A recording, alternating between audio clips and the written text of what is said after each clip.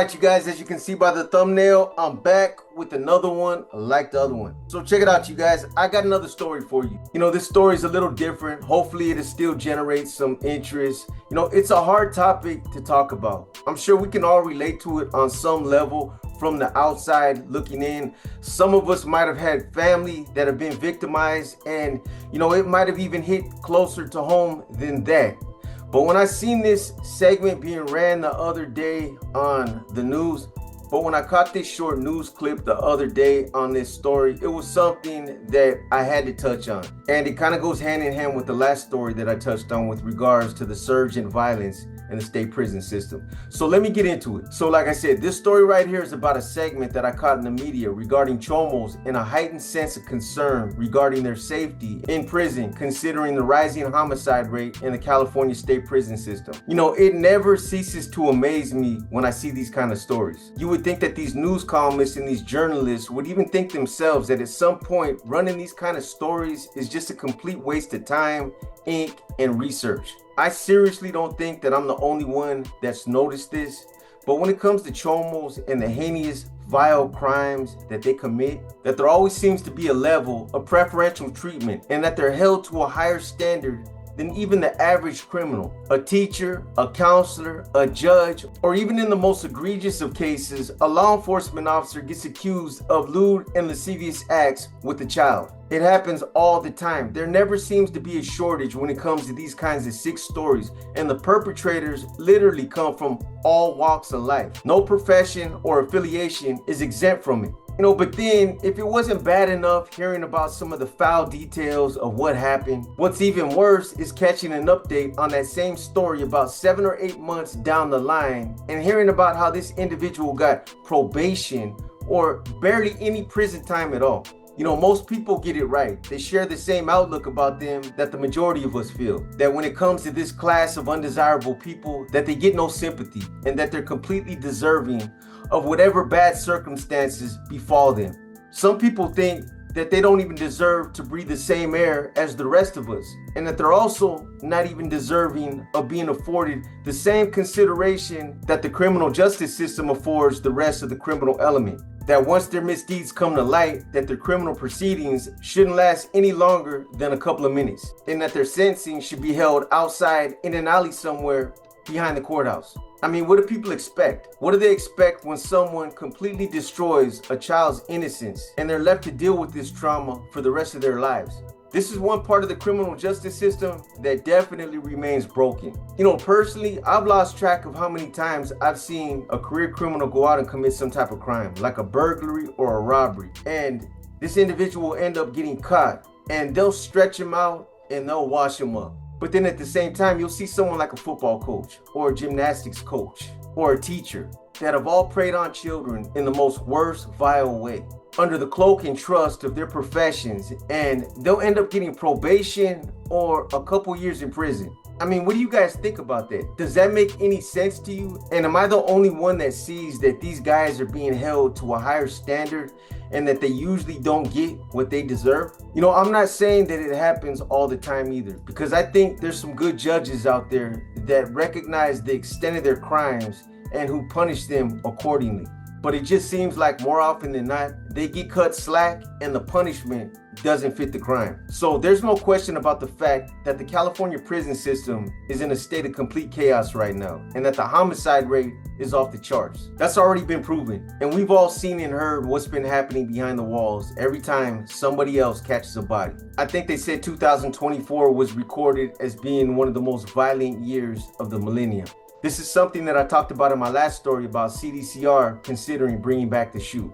And I think in some respects, it's a travesty to see some of these youngsters that have lost their lives to a system that has been out of control. But I'll be honest, when it comes to Chomos, I have absolutely no sympathy for him at all. And prison should never be a place where they should be allowed to thrive or coexist. Nor should it ever be a place that's considered to be a safe haven for them either. So let me tell you guys a little bit more about this particular news segment that I seen. So this particular segment that I'm talking about, it highlighted an incident that took place on April 6, 2010 at Salinas Valley State Prison. So sometime around 2 a.m. that night during during one of the routine counts. A correctional officer was apparently performing his count when he walked by his cell and noticed that Alan Ager's cellie, Clyde Beaver, was trying to stuff something under his mattress. Apparently because of where this guy was at in the cell, the officer couldn't see him. But when the officer shifted his position so that he could get a better look, that's when he noticed that it was actually Alan Ager that was being stuffed under the bunk. There was a copious amount of blood flowing from his mouth, and there was a cloth noose tied around his neck. Ager, a convicted Chomo, met his demise 10 days later without ever again regaining consciousness.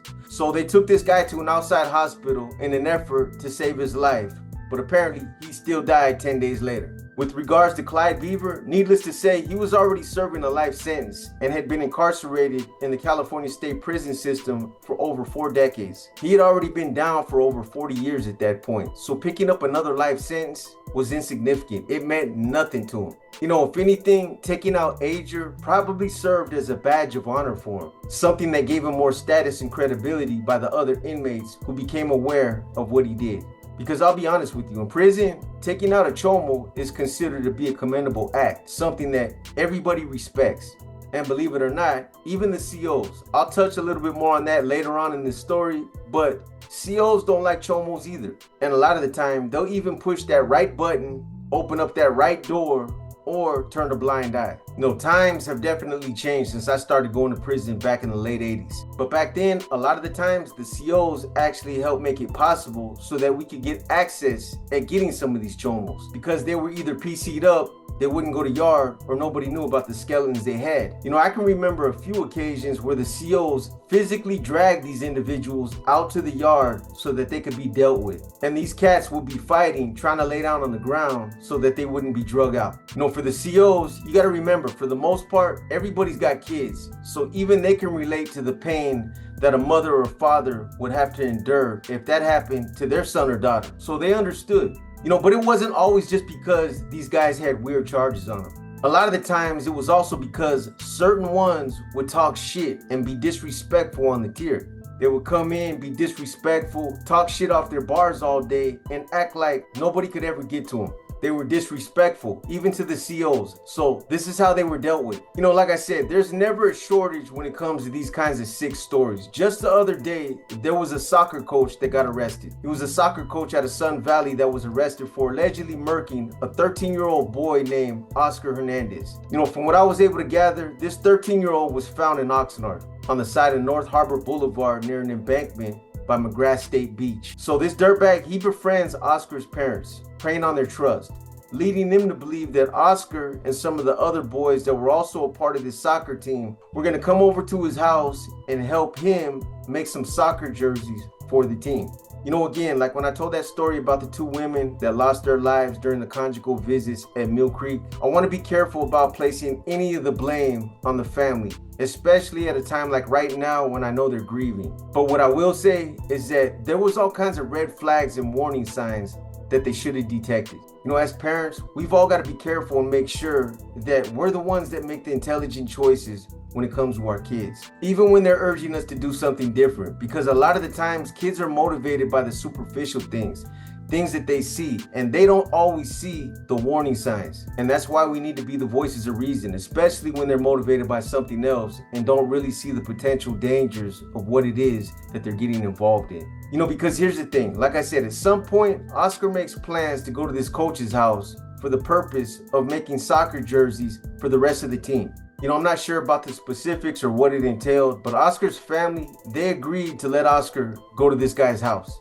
So the family, supposedly, they dropped Oscar off on a Friday night. They drop him off at a Metrolink train station, and the coach agrees to pick him up once he gets there. Then it was apparently agreed that the coach would drop Oscar off the following morning on a Saturday. Here's where they definitely should have taken notice of a red flag. So one of Oscar's brothers calls Oscar later that night to check up on him. He does a welfare check just to see how he's doing. However, when he called, the coach ends up answering Oscar's phone, and he tells the brother that Oscar can't talk because he's got paint all over his hands. You know, this was highly uncharacteristic for Oscar, as he didn't let anyone touch his phone.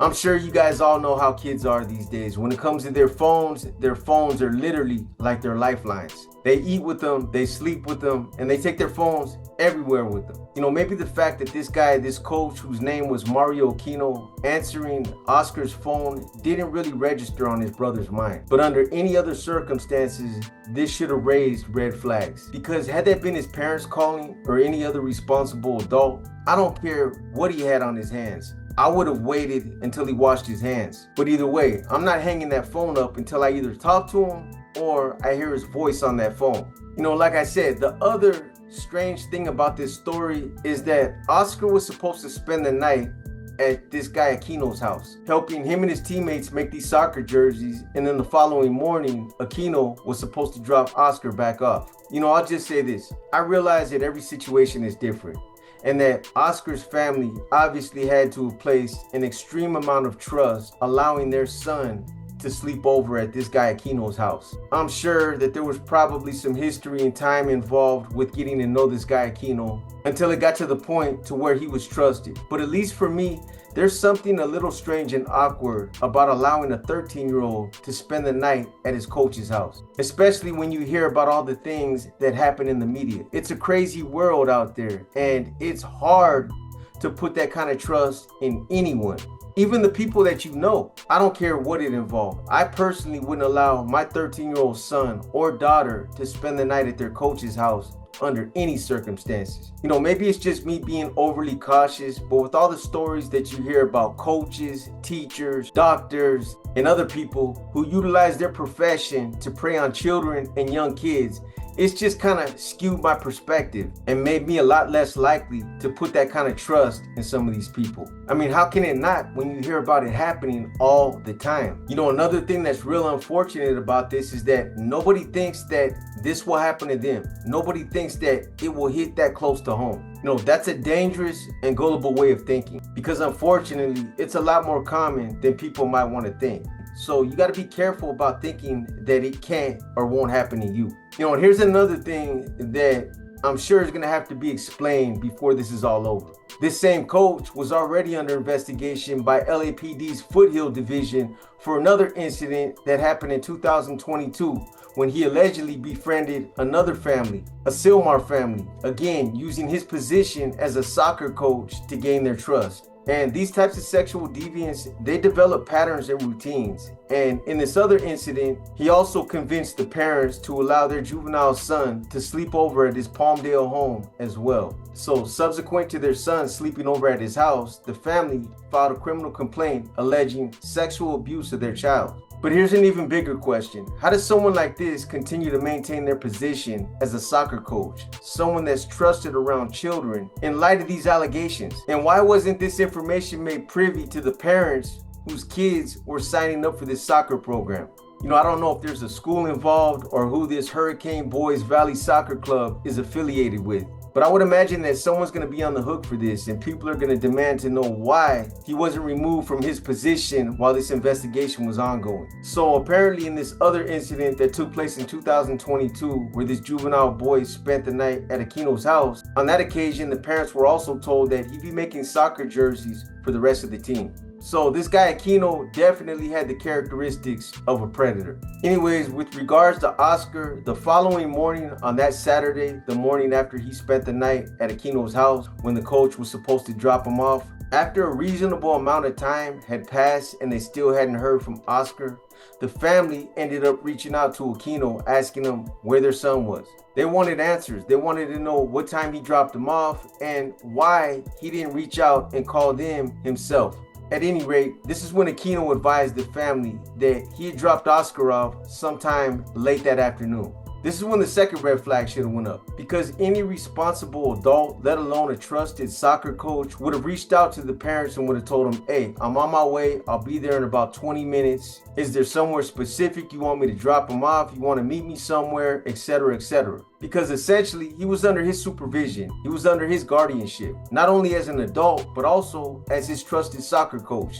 And this is what most people would have expected. And if he was dropping him off at the house, they would have expected the coach to get out of the car, walk him to the front door, ring the doorbell, knock on the door, or at the very least, make visual contact or at least sit there until the door opened before he drove off. But to say that he just dropped him off when it's already getting late in the day and he didn't even follow up with the phone call, that right there would have been red flag number 3. So the next time the family supposedly heard anything from Oscar was after the coach claimed that he had dropped Oscar off earlier that afternoon. So the next time the family supposedly hears anything from Oscar was after they called Aquino and he claimed that he'd already dropped Oscar off. They get a text from his phone basically advising them that he's going to a party.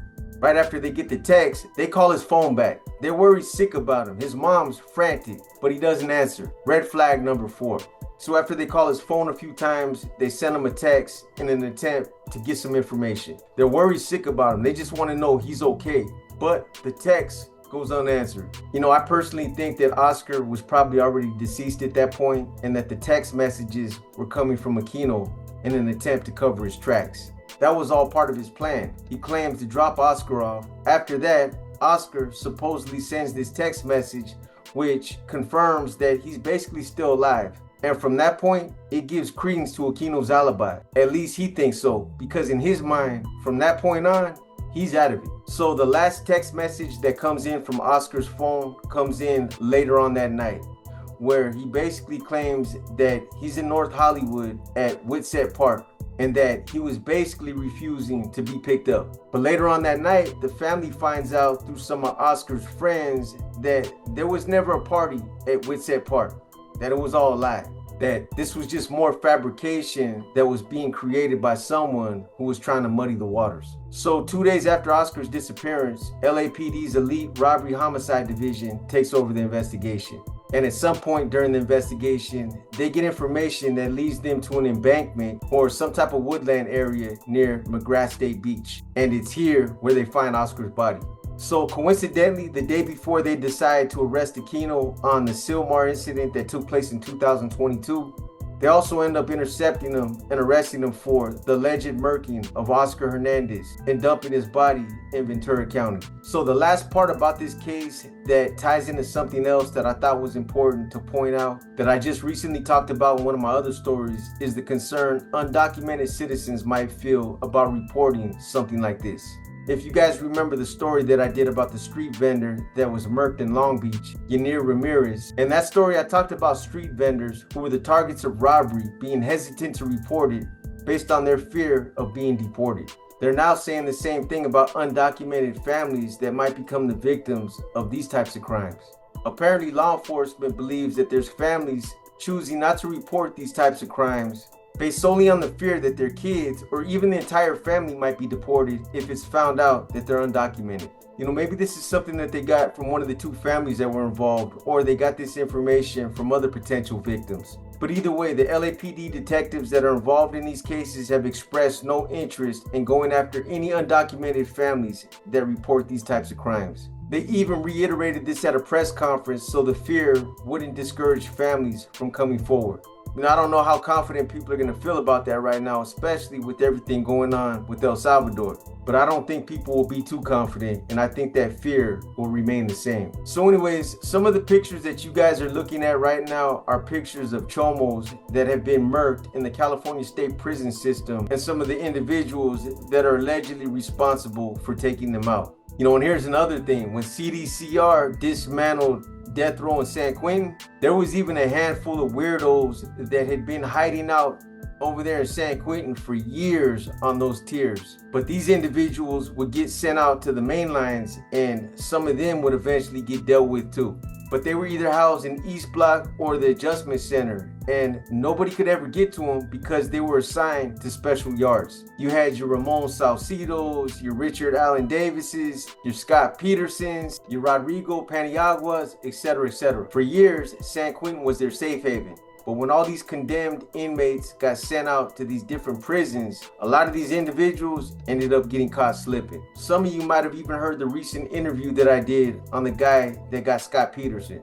Anyways, I don't want to get too far off track, but I remember being in the Santa Clara County Jail between 2007 and 2008 when an individual by the name of Dean Schwartzmiller was arrested and accused of molesting hundreds of young boys. You know, I don't want to go into all the vile details of his case, but from what I can remember, this dirtbag apparently got the parents of some of these boys to trust him enough to have sleepovers at his house. Again, this is bad business, allowing your kids to sleep over at someone's house like this, especially this individual. I mean, this guy looks like a weirdo. He looks like the poster child of Chomos. Anyways, this guy had a log of over 150 boys that he kept that described all the sick acts that he did with each one of them. They described him as being one of the worst Chomos in the country. This dude was a serious predator. So anyways, he was all over the news. He was on TV, on the news, he was in the newspapers, so everyone in that county jail knew who he was.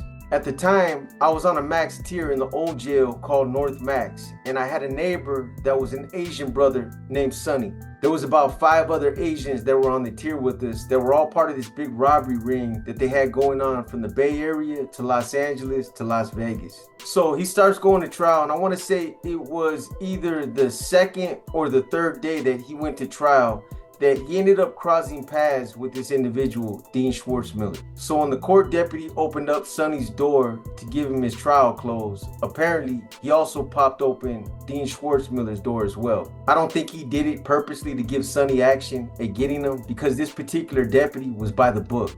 I just think that he wasn't paying attention to what he was doing, and he started doing too many things at the same time. So Sonny, being the little rider that he was, he shot up out of his cell and gave Schwartzmiller a quick 3-piece. He hit him with a quick 3-piece before the deputy grabbed him and took him down to the floor. But my point in telling you guys about this incident is that Sonny did what anyone that seen this individual was supposed to do.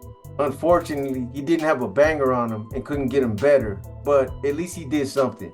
And the funny thing about it is that they still ran this guy into the courtroom that day, and you could clearly see that someone had gotten with this program. But by the time they showed him on the news all beat up, we all knew what had happened, so the whole tier was laughing. You could see one of his eyes was all jacked up, and he had dried, crusted blood in one of his nostrils. But what ended up happening later that day made it all the more worthwhile, because at least 10 or 15 different COs that came up there on the tier to congratulate Sonny for handling his business. And each one of them handed him a heaping styrofoam container of ODR, officer dining room food. It's basically the food that they make for the COs. And if you've been eating jail food for as long as I had at that time, I think I had been there for about 8 years already, that food was considered to be like a delicacy. It was almost like street food. But seriously, Sonny got so much ODR in the tier that day that he was able to spread the love and look out for everyone. We all ate ODR. You know, but that's just one example of it. This happens all the time. You know, I've personally never been to an SNY myself, but I've heard plenty of stories of how they've been dealt with and how they've been blasted off the yard. You know, not always, but from what I've been told, if they get exposed and people become aware of their charges, they become aware of the fact that they're Chomo, then they get dealt with. Apparently, there's a lot of guys out there on the SNY yards that practice the don't know, don't tell policy. They don't want to know about your charges. If they don't know about your charges, then they don't have to do nothing to you. But if they become aware of it, then they'll do something. You know, then there's a lot of guys on those yards that make it a point of not interacting with too many people. They keep their circles real small. And again, they make it a habit of not asking about the specifics of each other's charges. Like I said, it's called the don't ask, don't tell policy. You know, but the other thing that I've been told about those yards is that a lot of the times you don't have control over who they stick in the cell with you. So what will end up happening is they'll end up putting one of these guys in a cell with someone. And over the course of time, when they're interacting, at some point, they'll make the mistake of opening up about their charges. And this is probably done more so out of guilt than anything else. Imagine having a cellie and then one day he opens up and starts yapping about some of the crimes that he committed. Almost as if he's doing it in the context of as if he's bragging, or as if he starts talking about some of his victims like they were personal conquests. I think that's enough to push anyone over the edge. Anyways, give me your thoughts on some of the things that I talked about. What do you think about the clear leniency that some of these judges afford these guys? And why do you think they do it? If everybody's so appalled and disgusted with some of the crimes that they commit, then why are they given preferential treatment? Also, how do you think they should be dealt with? Should the same standards apply to them as the common criminal, or should they be dealt with different? Also, what do you think about the media's heightened sense of concern when it comes to their safety? Honestly, when I seen that news segment, it upset me. I'm sure that there's a lot of other things the media can focus on instead of worrying about what's going to happen to them if they go to prison.